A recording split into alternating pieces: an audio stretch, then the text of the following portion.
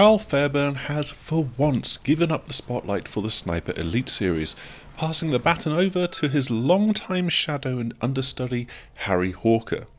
Now, you might be wondering who on earth this Harry fellow is, especially because I could tell you that he's actually featured in Sniper Elites 3, 4 and 5. You might not have spotted him there though, because if you were playing solo, he's not on screen ever.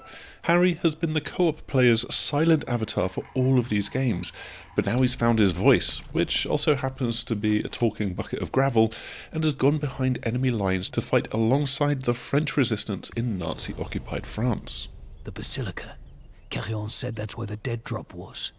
There is yet another German Wunderwaffe in development, and Harry has to team up with the French resistance to sniff out the clues that lead to the weapon, and then to destroy it.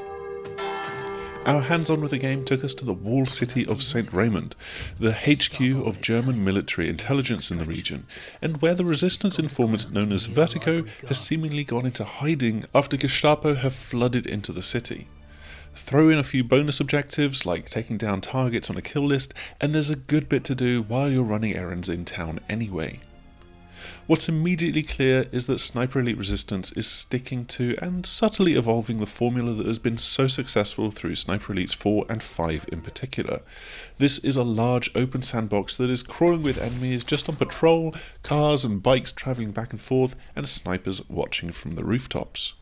You have to sneak your way into this viper's nest, avoiding the attention of those patrolling guards, timing your takedowns and gradually working your way through to objective points on the map.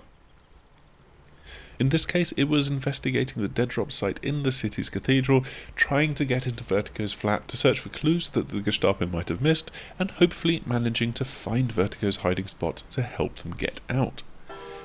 It's a pleasingly dense level with plenty of buildings to duck into, a secret tunnel network that cuts between the cellars of several locations, and plenty of vantage points to camp out on.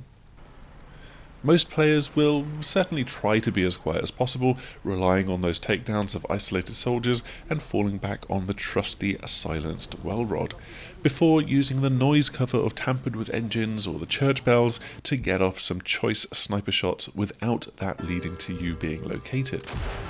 But there's also playstyles that can go a bit louder and try to blast your way through or use extended techniques with all of the gadgets that you can find and bring with you into the mission. That can mean taking down an enemy and then booby-trapping their body, or booby-trapping a noisemaker so that you take down another enemy. And it can also mean firing down from a vantage point that you've reached, having placed some traps behind to cover your back, or just running around with frantic squirts of SMG fire and timing the active reloads as enemies start to congregate on your location. And once you've been spotted and they're starting to come towards you, you can then try to evade and get somewhere to hide away until things calm the heck down. Enemy awareness is clearly marked on the minimap for you in the standard difficulty, and you've got a lot of flexibility to mark and track soldiers and Gestapo that you spot ambling around. The sniping mechanics of this series are still absolutely spot on, with varying effects to factor in depending on the difficulty level that you've chosen.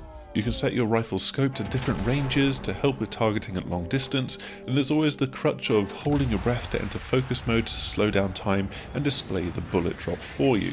So long, of course, as Harry has managed to settle his heart rate down to a resting beat. It is as satisfying as ever to hit a target from pretty much halfway across the map, triggering the series' iconic X-Ray Kill Cam in the process.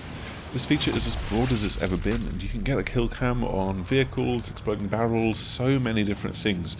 And it has now been enhanced with this game with the ability for bullets to deflect off bones, and with the kill cam able to be triggered with SMG and pistol shots as well. There's plenty of other features that we didn't really manage to explore during our time with the game, such as the returning rifle customization. You can find workbenches in-map if you want a mid-mission switch-up, and there will also be the returning Axis Invasion mode, which lets another player spawn into the role of an Axis sniper and try to hunt you down through the mission. You'll also be able to play the full campaign in co-op, and I really hope that Rebellion is actually using Karl's model in order to be the buddy backup character for Harry for once. There's also further adventures to find in this game, with propaganda posters that will trigger new scenarios for you to try out, putting you into the shoes of a French resistance fighter for a little while in a time-sensitive objective. Sniper Elite has become a bit like stealth action comfort food over the past decade or so, having really settled into the sandbox level style and mission structure with the last few games.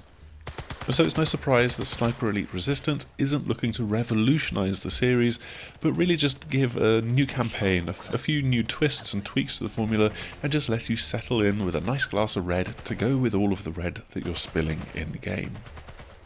Sniper Elite Resistance is on target to launch in 2025, and it is coming to pretty much all of the relevant platforms. You've got PC, PlayStation 5 and PS4, and Xbox Series X and S, and Xbox One. It will also launch day one into Game Pass and be subject to the various tiers that service now has. That's all that we've got for our preview for today though. I hope that you've enjoyed what you've seen, and if you have, please do like, subscribe and do all of the typical YouTube things. Hopefully we will see you again soon. Goodbye!